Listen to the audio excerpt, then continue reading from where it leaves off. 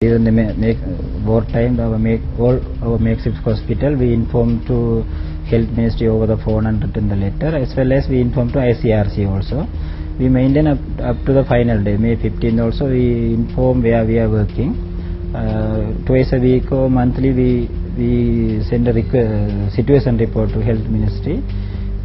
We give all our hospital details and staff details and everything, and over the phone also we inform as much as possible. Despite the LTTE propaganda machinations propagating accusations of shelling of medical centres, in reality only one such occurrence was actually reported during the entirety of the conflict. This was in Puthukudiyarippu Hospital in February 2009. Yet Gordon Weiss is intent on pushing the LTTE lie. Perhaps Gordon Weiss is not lying. Maybe he was misled, just as he was misled about the civilian deaths.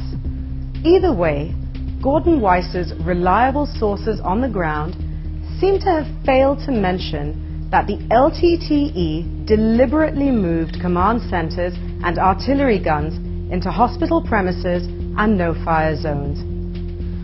In Puthukudiyarippu Government Hospital, 2 cells fell within the premises of government hospitals, but at the time ICRC also there, but ICRC also confirmed. I spoke to one ICRC officer. He said LTT had a commanding center for their military operation very close to the within the 100 meter from the hospital, and they mounted a gun, anti-aircraft gun, very close to the government hospital, and they used another vehicle which had a big gun, and they parked the vehicle near the junction very close to the government hospital, and on and off moved the vehicle to fire against the military. So they used the area which was closest to the government hospital for their military activity. Channel 4 correctly talks of the obligations of the state, not just to provide medicine, but also food, water and other essentials. Military forces have an absolute obligation to ensure that the civilian population is not starved. In other words, they should have access to food, they should have access to drink, they should have access to medicine. Amnesty International is absolutely spot on. Actually, I know I met additional government agent Mr. Parthivar, who was there at the time until May 15. He came with doctors also. I met him and I asked the data.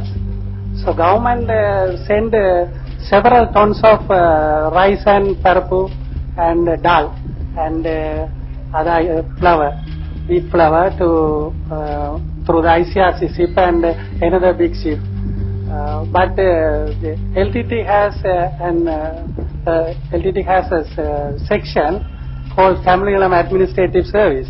So that section has taken over major portion of the food. 8 times the government sent the medicine to that area, but few items were shortage, but reasonably we received the medicine and we treated up to the end to the public, civilians as well as admitted cadres. For medical drugs and medical items, we was request to Health Secretary over the phone and by the written letter. They sent 8 times to medical items and other drugs by the ICRC. May 8 also we received a lot of medical items. That is enough for this those time. 2009 ஆண்டுக்குரிய மருந்துகள்ல கணிசமான மருந்துகளை நாங்கள் முன்கூட்டியே 2008 எடுத்து விட்டோம். ஆண்டுக்குரிய முதல் காலாண்டுக்குரிய மருந்துல கூடிய மருந்துகளை எங்களுக்கு தந்திருந்தார்கள் டிசாஸ்டர் வெறுமன்றாடிய. என்னுடைய வைத்தியசாலையில் நாங்கள் எந்த ஒரு மருந்தையோ எந்த ஒரு பொருட்களையோ விடாமல் இறுதி வரை ராணுவ வீரர்கள் வைத்தியசாலைக்கு வந்து காயமடைந்தவர்களையும் நோயாளிகளையும் கர்ப்பிணி தாய்மார்கள் எல்லாரையும் மீட்கும் வரைக்கும் எமது வைத்தியசாலையிலே ஜெனரேட்டர் போட்டபடி தான் இருந்தது, ஃப்ரிட்ஜுகளும் இருந்தது. அது டென்ட்டுகள் அடிச்சோம், டென்ட்டுகளும் பாடசாலை கட்டடங்களும் கூட நாங்கள் அதை சேகரித்து வச்சிருந்தோம். It must be noted that although the LTTE claimed to be running a de facto state, it was the government of Sri Lanka, through the good offices of the ICRC and the World Food Programme, that fed and sent medical supplies to the terrorist-held areas. A consultative committee on humanitarian assistance was set up in September 2006 to provide assistance to the conflict-affected population on lines suggested by the co-chairs of the peace process, Japan, USA, Norway and the European Union. Chaired by the Minister of Disaster Management and Human Rights, this committee included representatives of all relevant line ministries, the Commissioner General of Essential Services, Divisional Secretaries of the Northern Province, the US Ambassador, Robert Blake, representatives of the EU Presidency, Ambassador of Japan, UN Resident Coordinator, all heads of UN agencies and the heads of ICRC and ECHO. The CCHA was fully aware of the ground situation and provided relevant guidelines for the provision of immediate, medium-term and long-term relief, right up to the war end and thereafter. Channel 4 seems to have been blind to all of this. Instead, Channel 4 talks about Isipriya, supposedly a television journalist. However, Channel 4, perhaps realizing that the world had no sympathy for suicide bombers, edited out their own story regarding Isipriya. This is what Channel 4 did not show you this time around. Isipriya, a fully signed-up member of the Liberation Tigers of Tamil Eelam, designated a proscribed terrorist organization. Her lyrics glorify suicide bombing, which the LTTE pioneered. Here's the truth. Isipriya was a high-profile member of the LTTE, tasked to handle the motivation of suicide terrorists. This is Isipriya's presentable face. This is Isipriya's true face. Isipriya mobilized innocent Tamils for a purpose. This is the purpose.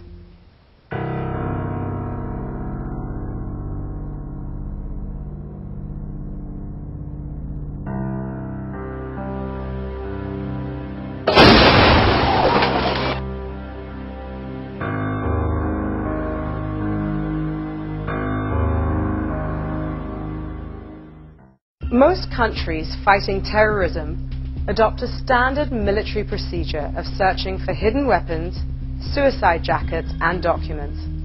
Suspects are searched. Even the dead are searched and uniforms checked. In fact, it was after the disrobing of a dead bin Laden that US forces found information attached to his garments.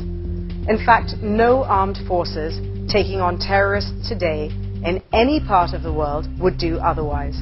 Footage shown by Channel 4 only shows that high-profile LTTE operatives had died during the last battle. Another dead body, that of Ramesh. No mention of who this person was. For the record, T. Thurai Rajasingham, alias Ramesh, alias Romeo Sierra, was a senior LTTE military leader and the overall military commander in the Eastern Province. Here's a thumbnail version of his considerable curriculum vitae.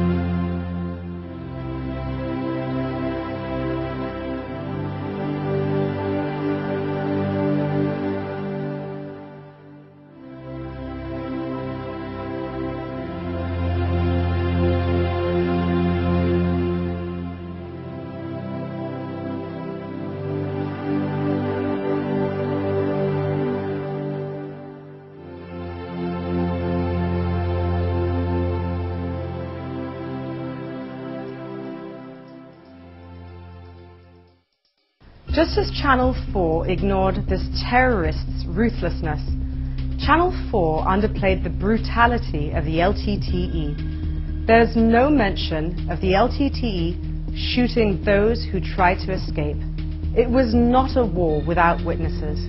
The doctors saw. January 2009, people and ourselves, most of the doctors were frustrated, and but we are frustrated what was happening there, And myself, I asked a lot of LTT second rank leaders, especially Pulitharan like that, to release the people, because LTT held the people forcefully.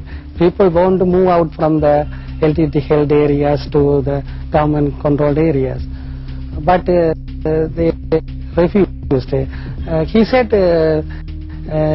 they wanted to keep the people. They tried to exploit that condition to bring the international attention to Sri Lanka, and sometimes they might have hoped for international interference. So they forcefully held the people, and when sometimes people want to cross the from the LTT controlled area to government controlled area, when they try to cross that, people tried. Actually, people has taken the risk to cross that lagoon to escape from the LTT held area. These people started to fire people.